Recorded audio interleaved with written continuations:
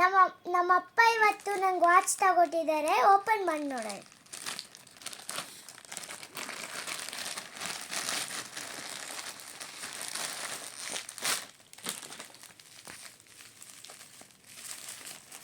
Hi.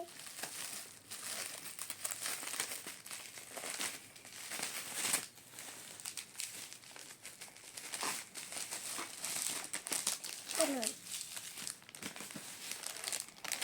Open ಮಾಡಿ ನೋಡೋಣ. ಓಕೆನಾ?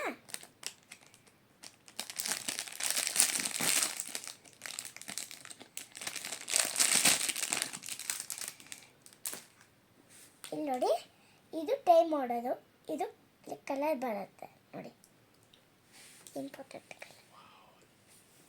Wow, super.